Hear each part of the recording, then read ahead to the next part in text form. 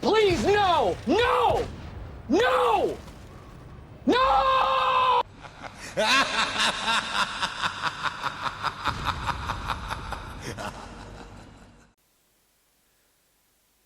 Hi guys, and welcome back to the channel.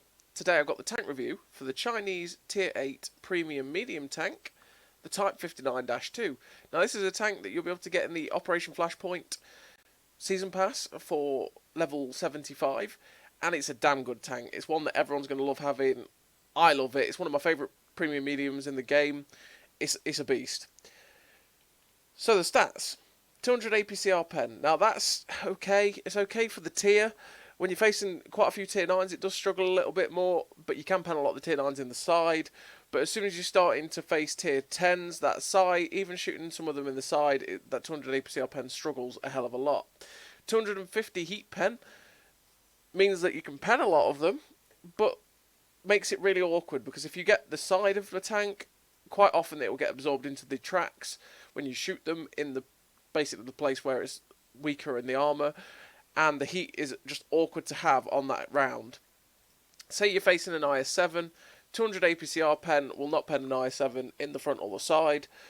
You might pen it in the side every now and then, but for the most part, you're less than a 50-50 to pen it in the side.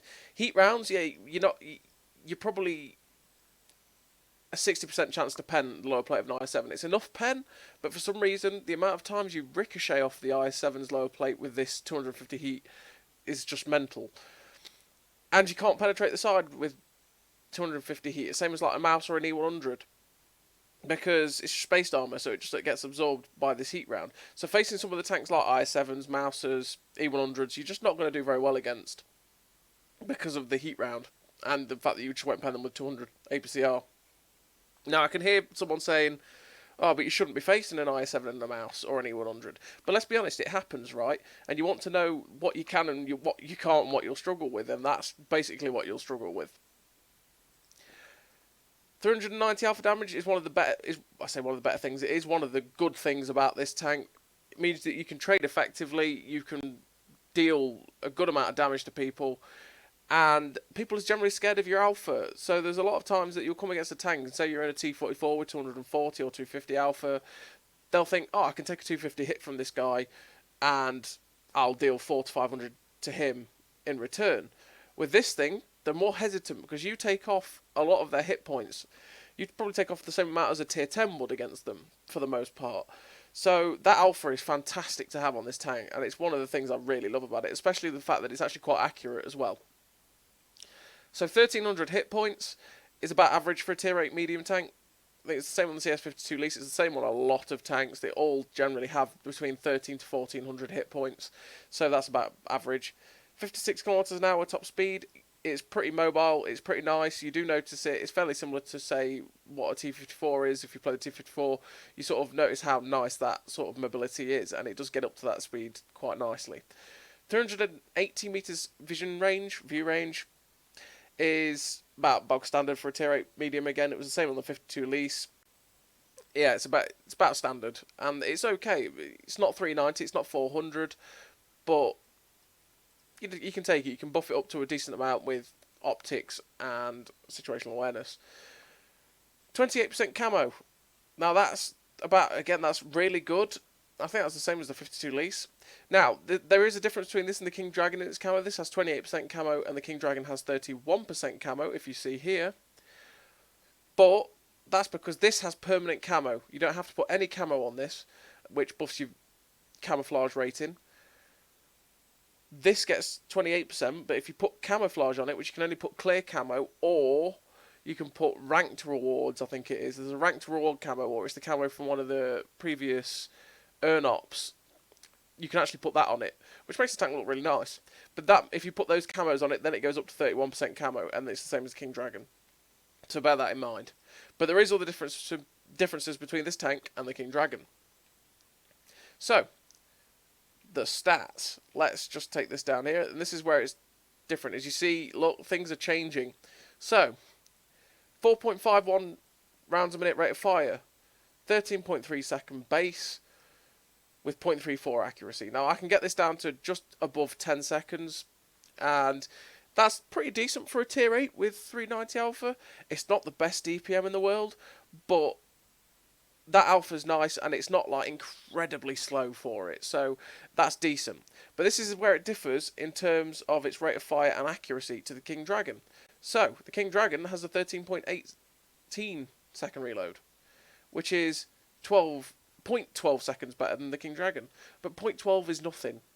That is absolutely nothing, right? So you just don't notice it. There may as well not be a difference, basically. This tank's DPM, you barely notice the difference between this tank's reload, right? So, yeah, so that's actually worse, but is it really? Make up your own minds on that one. And to gain that little bit better rate of fire, this has 0.34 accuracy compared to the King Dragon's 3.6. So this has better rate of fire for slightly worse accuracy. So this has 0.2 worse accuracy for that slightly better rate of fire, and it's not worth it at all. This is way better. This accuracy is nice. Obviously 6.0 as well makes it even more accurate, and that's beastly. So that's the difference between this and the King Dragon. There's more as we go along. So 7 degrees of gun depression as well, which is about standard for a Soviet-style medium tank, and that's pretty decent. That means you can use the good armour on the tank to good effect. 20 degrees of elevation, which means you don't struggle for elevation. That's nice. 200mm of turret armour with 130 on the side, 60 on the rear. Now, the turret armour is pretty nice. Now, we don't actually have an accurate representation of the Type 59-2 to go off in terms of its armour layout, but it's only slightly better than the Type 59. So if you look at the way the Type 59 is, and you'll see the way that you pretty much play it exactly the same way as the Type 59 in that way with your armour. So the upper plate's pretty poo. You get penned through the upper plate a lot, and you will get set on fire through the upper plate and lower plate a lot, and it's annoying. The turret front's really good, which means you just go hull down and laugh. The cupolas are a weak spot that you want to aim at, and you can side scrape, but you've got to watch out for the little bit that lips out where the turret ring is, because that can get penned as well.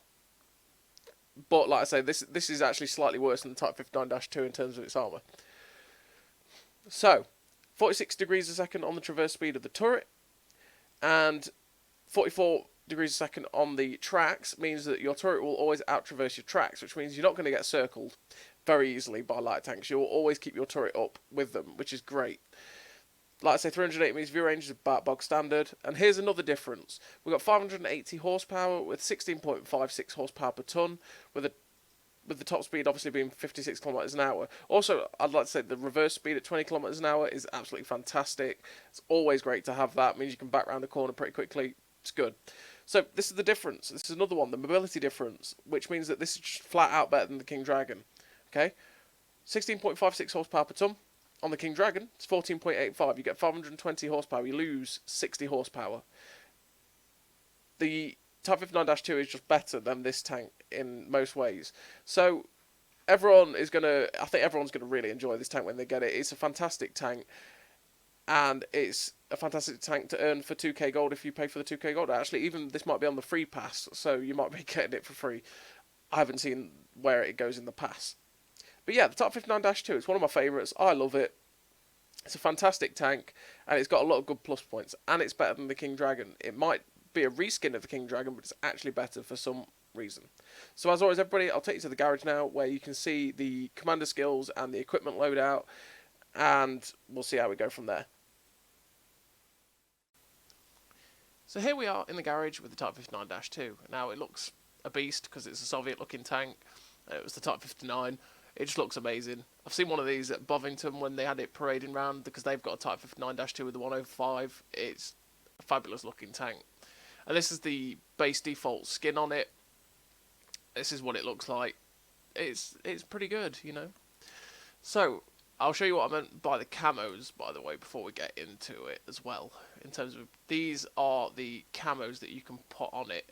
Now, these are the two skins that I believe you either got for ranked, or it was for the earn ops where we could earn, like, you know, the 3 monthly ops we had, like, last year or the year before. For some reason you can put those on it, but the rest of it's all clear camo because of the skin. So, let's go into the stuff that I equip on it. So I equip a rammer, optics, and vert stabs. Now, I have been debating about dropping the vert stabs because, to be honest, I've not actually changed this since 6.0. I just stuck with it. But because it's got 0.34 accuracy and it's got 0.24 with crew skills before the vert stabs, I'm quite tempted to drop vents. So that's something you could quite plausibly think of to boost your view range and DPM that little bit more and stuff like that. And yeah, you could do that quite easily. But that's what I run. That's what I ran to 3 market.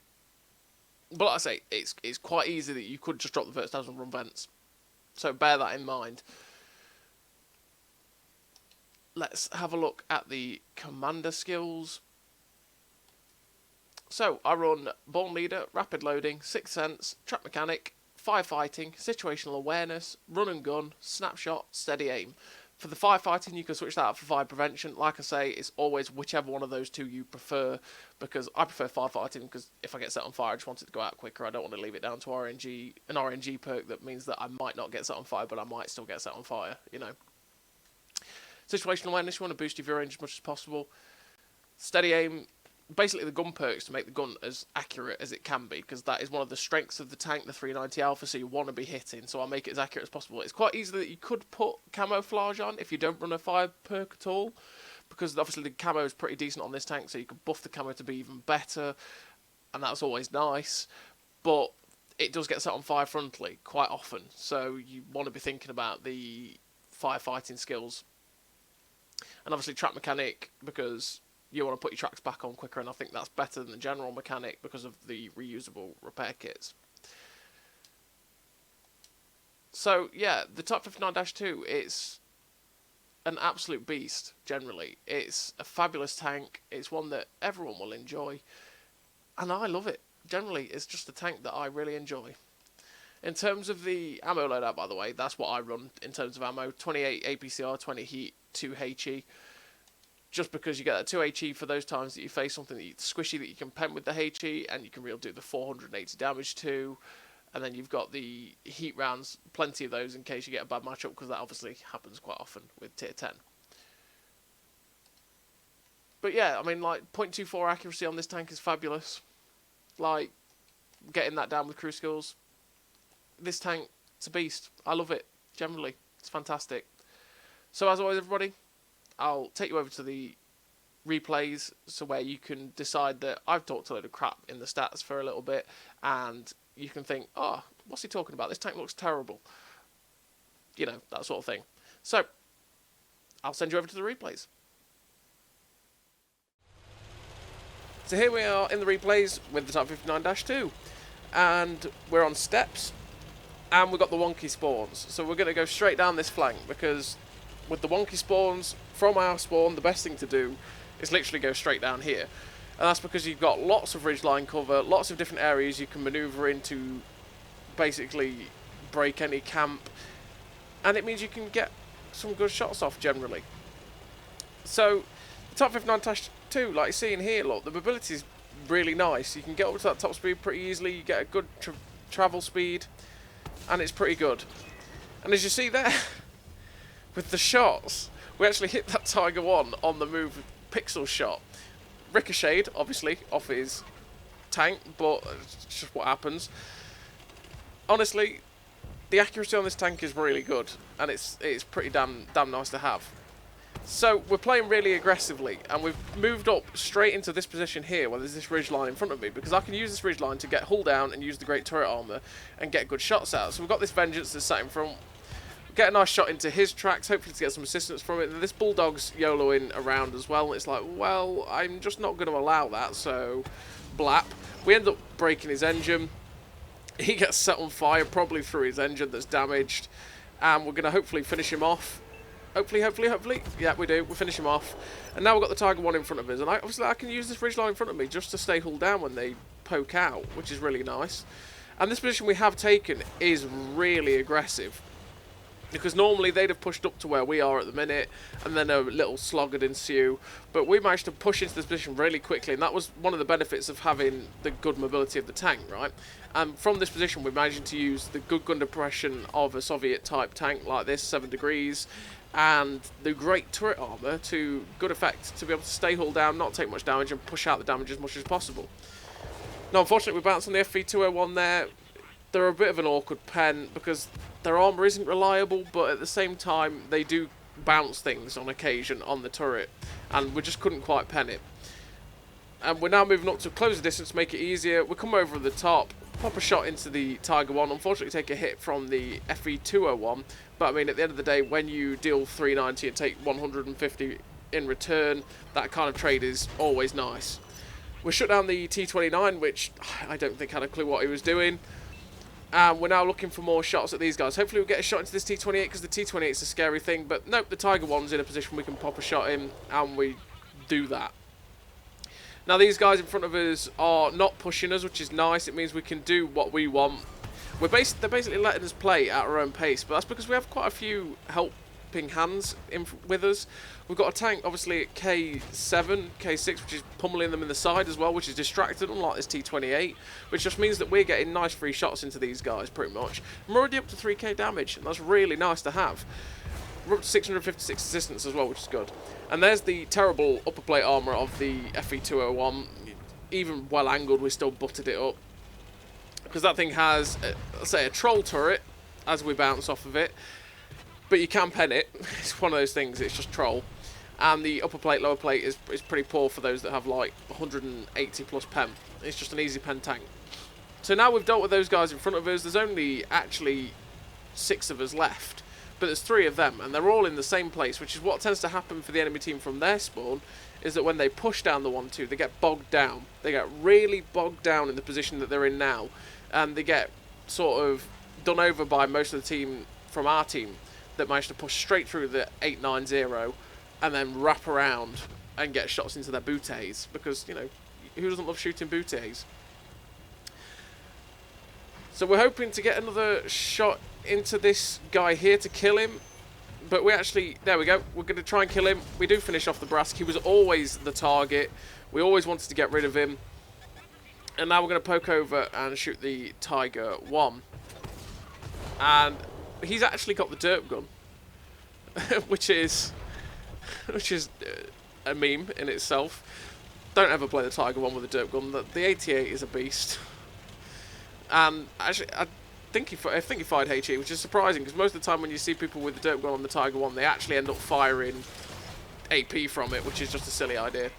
But I knew that Barracuda was going to die, so I just charged in, popped a shot into his tracks to track him, rammed him, obviously shot him as well, and we got as much damage out of that as we could before he got shut down. So we finished that game with 3 kills, 4.5k damage, 1935 base XP, and yeah, it was a good example of how mobile this tank is, how good the gun is. We finished with an ace tanker, high caliber Confederate.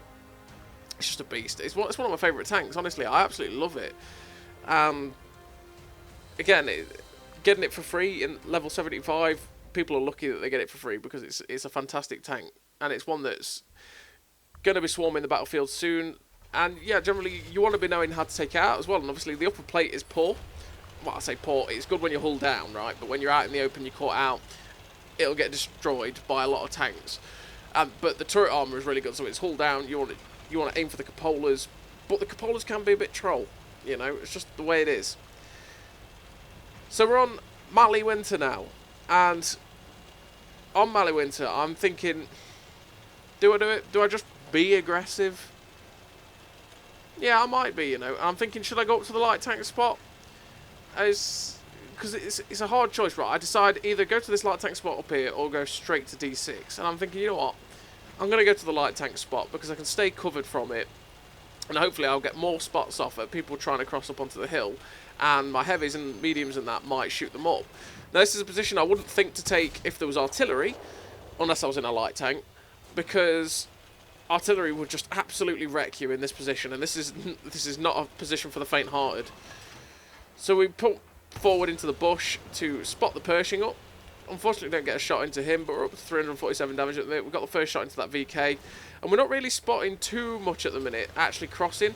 And I'm debating now whether I should actually just drop down into D6. So I'm going to take the aggressive route into D6, because if something like that King Tiger decides to just sit where he is, he could probably actually keep shooting me, and that'd be annoying. So we take the aggressive position at D6 now, where we can stay covered quite nicely to get shots into people. Now this position is risky, right? Because this position often gets YOLO rushed. And that's no exaggeration. Actually, to be honest, I say often, it pretty much always does get YOLO rushed. And generally, whoever YOLO rushes this position tends to take out the tank in it, but also dies. Because people YOLO in this position just don't live very long. Because it's completely out in the open. Once they've killed me in this position on the ice, they're completely in the open for everyone that's camping. Like the TD and the medium you see behind me, they can shoot it, they'll kill it, because there's nowhere to hide for it. So I could never recommend YOLO in this position. You've always got to try and find a better way of digging out someone in this position. Because YOLO in, you will just lose your tank, and it's generally not a valid strat. So we've got a nice shot or two into this IS. He's now coming for me. Like I say, people that try and YOLO you in this position to try and get a shot die, and he just illustrated the point. We're going to try and get a shot into this ball sig. We'll shut him down, and now there's that Emil one over there that we can get a shot into, and I'm auto-aimed at it, but then we spot up the IS-3, and that I'd have had to poke up a little bit further to get a shot into that Emil, which would have let that IS-3 shoot me. Now I actually get lit there, which is actually the VKD running up the ridgeline. Hopefully I get a shot at him, but he's hiding behind the rock. But he's poking forward, so we actually try and get a shot, but he doesn't poke enough. It's always irritating when that happens. The people just, they sort of, it's like intuition, you know. They sort of poke not enough to get shot, just enough to stay safe. And they're clearly not doing it out of choice. They're just doing it. It's always annoying when that happens. But so far, we've picked up 1,300 assistance, 1,800 damage. It's quite nice. This IS-3 has been respotted. We know where he is. Get a nice shot into his bootay. And like I said, I'm just being wary because obviously the hill at the minute's got 3 or 4 enemy tanks on. We've got 3 or 4 enemy tanks up there. That could go either way. And I'm trying to help the other flank, our other flank at the minute, by shooting the campers and trying to keep them spotted so that they can progress without getting pooped on. But now's the time to move up, and I'm thinking, should I go try and get behind these guys over here so I can get some shots into their rear? Therefore, again, helping the hill, because obviously the hill's a vital spot on the map, and if you can help that progress its flank, that's always best. So we're kind of hull down in this position here. We've got some nice shots up at this Pershing on the hill itself, so we shut him down. We've got shots at this VKD as well when we've reloaded, and hopefully we'll get a shot at him. We pop the food to make us more accurate and get better reload. We shut down the VKD, and now there's only one medium left on the hill, so we've helped the hill as much as we can to progress their flank, and we're going to now move over to go try and help these guys over here. But at the minute, obviously, I mean, we're 13-5 up. It's looking very likely we're going to absolutely batter these guys and win. There's only 5 tanks left. We know where some of them are. I think 2 or 3 are spotted down there. They've spotted the Chi-Ri up, and we're just going to go charging for them, and I'm hoping to get the kills on them. So we shut down the Chi-Ri, and now, yeah, there's only 3 left. They're all in that corner, and we want the kills, because I think I knew I was at like 4 kills or something. It's one of those things, you know, when you're playing at the minute, there's no visual indicator on our HUD, like there used to be, that tells us how many kills we've got. And now it tends to be, I think I've killed quite a few people. So I think I've shut down quite a few tanks, so I need these kills. I want the Top Gun. So we're going to pop along. We shut down the Dragon, and now we're just waiting on the reload. These guys are getting rushed by pretty much everyone, so I'm not sure if I'll have the time to get the kills on these guys. So I'm kind of wanting to shoot the Patriot there, but I was kind of tempted to go for the Dreadnought, because obviously the Dreadnought's a threat, and I thought he was going to pop round and shoot us. That could quite easily pop our turret, because the 152mm will shoot you through the tracks and pop your turret. But we actually shut down the Patriot. Then we actually got lucky enough to shut down the Dreadnought, and we ended up with 3.5k damage and a bit of assistance. So we ended up coming top of the team with the bugged MVP screen. We ended up with 7 kills, 3.7k damage, 2.1k assist, Devastator, high caliber, Devastator, not high caliber, Devastator, Ace Tanker, Top Gun. I saw the Ace Tanker, I saw the yellow and went, high caliber! No, it's Ace Tanker. And we finished with 2.1k base, like 5.5k, yeah, 5.5k combined. Honestly, the Type 59-2 is a beast, and it's one that everyone's going to really enjoy for getting it for free.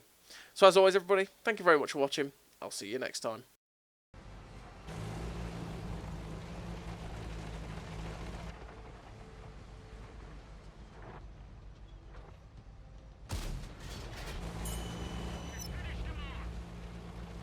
A great success!